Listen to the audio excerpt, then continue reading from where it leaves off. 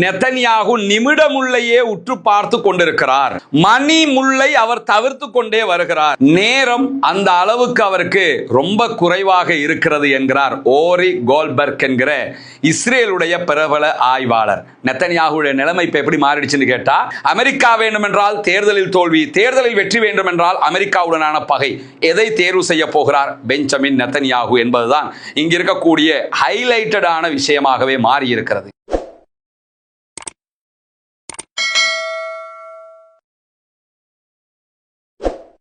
கடந்த ஒரு 3-4 ஆண்டுகளாக சர்வதேச அளவில் ரொம்ப பிரபலமாக இருக்கக்கூடிய ஒருவர் தான் இஸ்ரேலுடைய பிரதமர் பெஞ்சமின் நெதன்யாகு.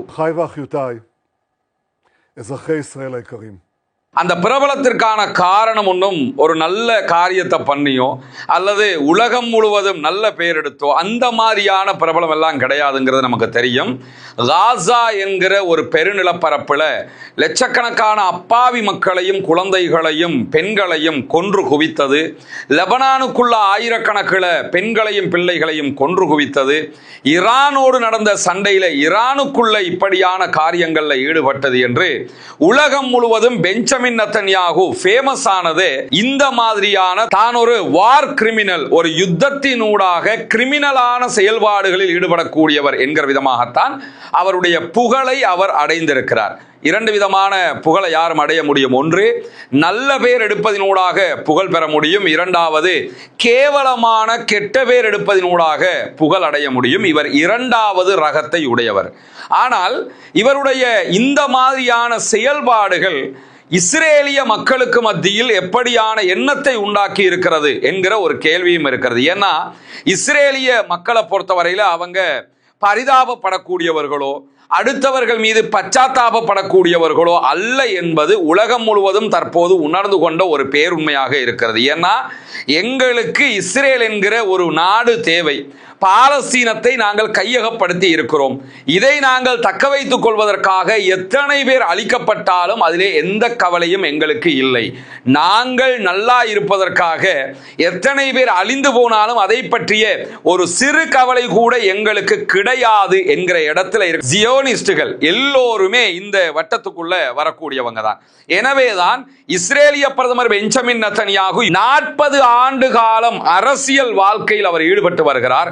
இஸ்ரேலில் மிக நீண்ட காலம் பிரதமராக இருந்தவராகவும் இஸ்ரேலிய பிரதமர் பெஞ்சமின் நெதன்யாகு தான் அறியப்படுகிறார். ஆனால் தற்போது நடக்கக்கூடிய தேர்தல் என்பது அவருக்கு நெருப்புல நடக்கிற மாதிரியான ஒரு தேர்தலாக மாறி இருக்கிறது. அதற்கான காரணம் என்னன்னா, காசா யுத்தத்தில் அவர் சந்தித்த தோல்வி, அதற்கு பிறகு லெபனானோடு தற்போது சந்தித்திருக்கக்கூடிய சுட கிடைத்திருக்கக்கூடிய தோல்வி, அதே போன்று ஈரானுடைய யுத்தத்தில் தோற்றது மட்டுமல்லாமல் அமெரிக்கா ஈரானோடு ஒரு ஒப்பந்தத்திற்கு போகிற அளவுக்கு நிலைமையை அவர் தவறவிட்டிருக்கிறார் என்கிற உள்நாட்டு விமர்சனம், இதையெல்லாம் தாண்டி அவர் மீது இருக்கக்கூடிய ஊழல் குற்றச்சாட்டுகள். பிப்ரவரி 28ஆம் தேதி இஸ்ரேல் அமெரிக்க அதிபர் டொனால்ட் ட்ரம்போடு இணைந்து ஒரு மாபெரும் யுத்தத்தை ஈரான் மீது நடத்தியது. அதற்கு பதிலடியாக ஈரான் இஸ்ரேலை மட்டும் தாக்கல அல்லது அமெரிக்காவினுடைய கப்பல்களை மட்டும் தாக்கல. என்ன பண்ணாங்கன்னா,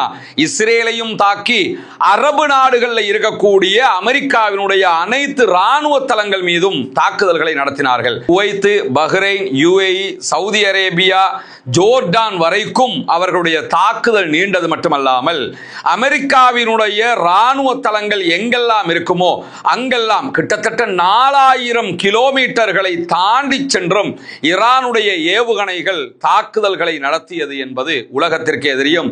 ஐரோப்பாவினுடைய பல நாடுகளை ஈரானால் தாக்க முடியும் என்கிற அளவுக்கு ஈரானுடைய பலத்தை உலகத்திற்கு காட்டியதே இந்த யுத்தம் தான். எனவே ஈரான் தான் நிஜமான மத்திய கிழக்கின் வல்லரசாகவும் பலம் வாய்ந்த ஆயுதங்களை கொண்ட ஒரு நாடாகவும் இருக்கிறது என்பதை அமெரிக்காவையும் இஸ்ரேலையும் தோற்கடித்தே ஈரான் நிரூபித்திருக்கிறது. இது இஸ்ரேலிய பிரதமர் பெஞ்சமின் நெதன்யாகுனுடைய அடுத்த தேர்தல் களத்திற்கு மிகப்பெரிய பின்னடைவாக மாறி மாறி இருக்கிறது. யுத்தத்தில் தோற்றிருந்தால் 50% வீழ்ச்சி. ஆனால் அதை தாண்டி 70 ஆண்டுகளுக்கு பிறகு அமெரிக்காவையும் ஈரானையும் ஒரு ஒப்பந்தம் செய்கிற நிலைக்கு தள்ளியவர் பெஞ்சமின் நெதன்யாகு. அமெரிக்கா ஈரானோடு பேசுவதே இல்லை. ஈரான் மீதான அனைத்து பொருளாதார தடைகளையும் விதித்திருந்தது. ஆனால் 70 ஆண்டுகளுக்கு பிறகு ஈரானோடு ஒப்பந்தம் செய்தது மட்டுமல்லாமல் ஈரான் மீது விதிக்கப்பட்டிருக்கக்கூடிய எல்லா தடைகளும் கட்டம் கட்டமாக நீங்குகிற அளவில் ஒப்பந்தமும் செய்யப்பட்டிருக்கிறது. எனவே ஈரானை காப்பாற்றி விட்டிருக்கிறார் பெஞ்சமின் நெதன்யாகு என்கிற விதமாகத்தான் இஸ்ரேலியர்கள் பெஞ்சமின் நெதன்யாகுவை தற்போது பார்க்கிறார்கள். நாங்கள் வடக்கில் இருக்கக்கூடியவர்கள், இஸ்ரேல்ல வடக்கு பகுதிகளில் வாழக்கூடிய மக்கள் இருப்பாங்கல்ல, அவர்கள் தங்களுடைய ஜன்னலை திறந்து பார்த்தாங்கன்னா ஒரு அரேபியர் கூட கண்ணுக்கு தெரிய மாட்டார். அப்படியான ஒரு நிலையை நான் லெபனானுக்குள் உண்டாக்குவேன். இஸ்ரேலுடைய வடக்கு பகுதிங்கிறது லெபனானுடைய தெற்கு பகுதியோடு இணைந்ததாக இருக்கும். ஜன்னல்களை திறந்தாங்கன்னா அவர் சொல்ற மாதிரியே லெபனான் தெரியும்.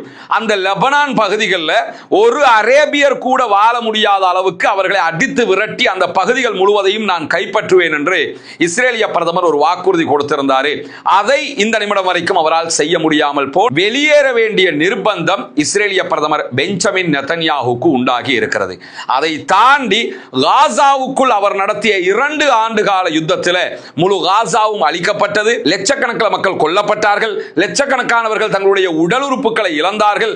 காசா முழுவதும் பாரிய இழப்பு ஏற்பட்டாலும் பாலஸ்தீன விடுதலை போராட்ட அமைப்புகளை இஸ்ரேலால் அழிக்க முடியவில்லை. லெபனானுக்குள் ஹிஸ்புல்லாக்களையும் இஸ்ரேலால் அழிக்க முடியவில்லை. காசாவுக்குள் நடத்திய யுத்தத்தினுடைய விளைவை தாண்டி இஸ்ரேலிய பிரதமர் பெஞ்சமின் நெதன்யாகுனுடைய அரசாங்கத்தினால பாலஸ்தீன விடுதலை அமைப்பினருடைய அக்டோபர் 7ஆம் தேதி தாக்குதலை தடுக்க முடியாமல் போய்விட்டது என்கிற ஒரு மிகப்பெரிய குற்றச்சாட்டு இஸ்ரேலுக்குள் பெஞ்சமின் நெதன்யாகுவுக்கு எதிராக இருப்பது மட்டுமல்லாமல் இந்த குற்றச்சாட்டு எதிர்வருகிற தேர்தலில் பாரிய அளவில் செல்வாக்கு செலுத்தும் என்கிற பார்வையும் தற்போது உண்டாகி இருக்கு. எதிர்கட்சி எல்லோருமே அதை தூக்கி கையில எடுத்துட்டாங்க. அதை தாண்டி தடுக்க முடியாமல் போனதற்கு எதிரான ஒரு சுயாதீன விசாரணை நடத்தப்பட வேண்டும். அதிலே சம்பந்தப்பட்ட அத்தனை பேரும் தண்டிக்கப்பட வேண்டும், பிரதமர் நெதன்யாகு உட்பட என்கிற கோரிக்கைகள் பொதுமக்களுக்கு மத்தியிலே வெகுவாக எழுந்து கொண்டிருக்கிறது. இதுவும் அவர் எதிர்கொள்ள இருக்கிற ஒரு மாபெரும் பிரச்சனையாக பார்க்கப்படுகிறது எதிர்வருகிற தேர்தலில். அது மட்டுமல்லாம உலகம் முழுக்க நீங்க பாத்தீங்கன்னா ஒரு 70 ஆண்டுகளாக ஒரு கற்பனை கட்டமைப்பை உருவாக்கி வைத்திருந்தது இந்த ஜூவிஷ் லாபி. ஊடகங்களை பயன்படுத்தித்தான் அந்த கட்டமைப்பை உருவாக்கினாங்க. 2ஆம் உலக மகா யுத்தத்தில் ஹிட்லருடைய படைகள் தோல்வி அடைகின்றன. எவன் தோக்குறானோ அவனை பற்றி ஜெயித்தவன் என்ன வேணும்னாலும் வரலாறாக எழுத முடியும். அதுதான் நியதியாக உலக இயல்பாக இருக்கிறது. அந்த அடிப்படையில் ஹிட்லர் தோல்வி அடைகிறான். ஹிட்லரை வைத்து பல கதைகளை யூதர்கள் எழுதினார்கள். அதே நேரம் யூதர்களை ஹிட்லர் அழித்தான் என்பதிலும் எந்த மாற்று கருத்தும் கிடையாது. அவன் அழிச்சான், ஆனால் அதை விட அதிகமாக ஹிட்லரை பற்றிய கதைகளை யூதர்கள் உருவாக்கினார்கள். அதிலே ஹோலோகாஸ்ட், யூதர்களை ஹிட்லர் அழித்த நிகழ்வை சொல்லக்கூடியதுதான் உலகத்தில் நடந்த மிக பெரும் அழிவாக யூதர்களால் மீடியா மயப்படுத்தப்பட்டிருந்தது. ஊடகங்கள் முழுவதும், எல்லா பாடசாலை புத்தகங்களிலும், எல்லா நாடுகளிலும் யூதர்களை ஹிட்லர் அழித்தான், யூதர்களை ஹிட்லர் கொன்றான் என்கிற வரலாறுகள் காலாகாலமாக பேசப்பட்டு வந்த நிலையில ஹோலோகாஸ்டை மக்கள் மறந்து காசாவினுடைய அழிவு தற்போது சர்வதேசம் முழுவதும் ஒவ்வொரு உள்ளத்திலும் போய் நின்று காசாவினுடைய அப்பாவிகளை அழித்ததிலிருந்து பெஞ்சமின் நெதன்யாகு யூதர்கள் மீது இருந்த உலகளாவிய அனுதாபத்தை இழந்து பாலஸ்தீன காசாவிலே வாழக்கூடிய அப்பாவி இஸ்லாமியர்கள் மீது சர்வதேசமே அனுதாபப்படுகிற ஒரு நிலையை உண்டாக்கி இருக்கிறார். அதுவும் இந்த காசாவினுடைய யுத்தத்தின் தோல்விகளில் ஒன்றாக பார்க்கப்படுவது மட்டுமல்லாமல் காசாவில் நடைபெற்ற இந்த சண்டையால் சர்வதேசத்தில் பல நாடுகள் இஸ்ரேலை புறக்கணித்திருக்கிறது. இஸ்ரேலோடு வியாபாரங்களை, பிசினஸை துண்டித்திருக்கிறார்கள். இஸ்ரேலில் இருந்த தன்னுடைய தூதர்களை மீட்டெடுத்து மீண்டும் திருப்பி எடுத்திருக்கிறார்கள்.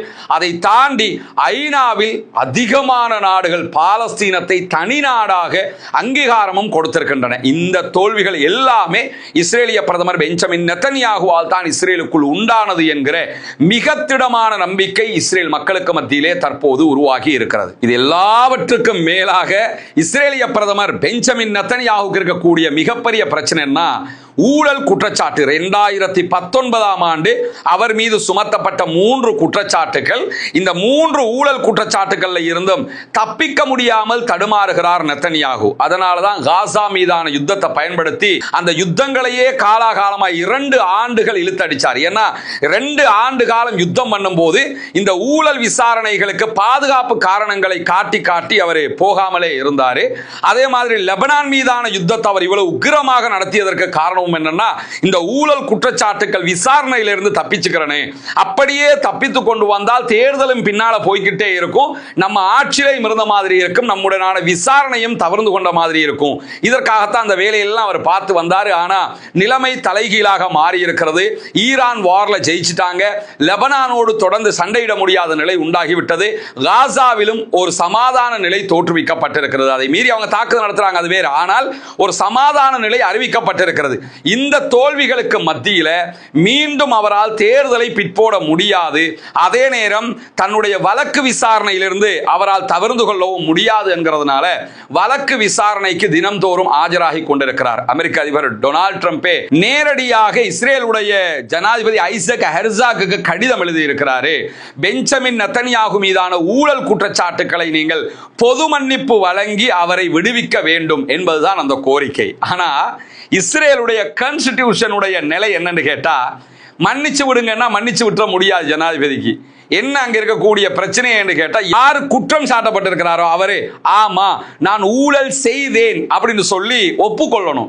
ஒப்புக்கொண்டு வாக்குமூலம் கொடுத்தார் என்று சொன்னா அதற்கு பிறகுதான் ஜனாதிபதி அவரை மன்னிக்க முடியும். இப்ப இருக்கக்கூடிய நிலைமையில இஸ்ரேலிய பிரதமர் ஆமா நான் ஊழல் பண்ணினேன் ஒப்புக்கொண்டாலே தேர்தல் தோல்விக்கு அதுவே காரணமாகிவிடும். அதனால் அவருக்கு நான் ஊழல் செய்தேன் என்று ஒப்புக்கொள்ளவும் முடியாது.